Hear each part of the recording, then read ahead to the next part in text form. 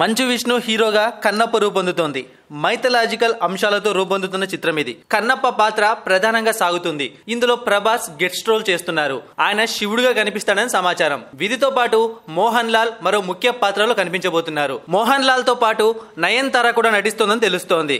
మంచు ఫ్యామిలీలో అత్యధిక బడ్జెట్ తో రూపొందుతున్న సినిమా ఇది. సుమారు 100 కోట్లతో తెరకెక్కిస్తున్నట్లు సమాచారం జరుగుతోంది. ఇప్పటికే న్యూజిలాండ్ లో ఈ మూవీని చిత్రీకరించారు.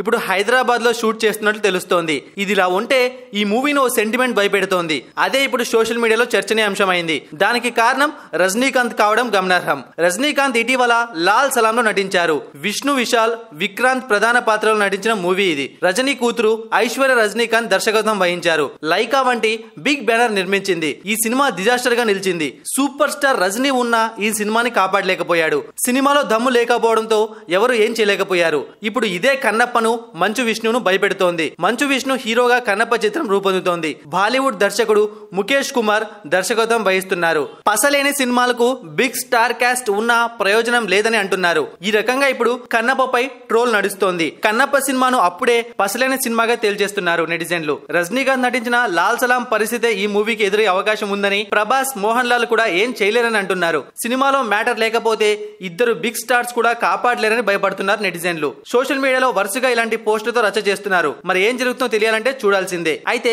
మోహన్ బాబు ఈ ప్రాజెక్ట్ ని చాలా ప్రతిష్టాత్మకంగా తీసుకున్నారు. దీనికోసం తమ సర్వస్వం వడ్డిస్తున్నారు. ఈ మూవీతో ఎలాగైనా పెద్ద హిట్ కొట్టి మంచు వారి ఫ్యామిలీ కంబ్యాక్ కావాలనుకుంటోంది. గత కొంతకాలంగా వీరి సినిమాలు ఆదరణ పొందడం లేదు. బాక్సాఫీస్ వద్ద కనీసం కూడా ప్రభావాన్ని చూపించడం లేదు. దీంతో ఇప్పుడు కన్నప్పతో తామేంటో నిరూపించుకోవాలనుకుంటున్నారు.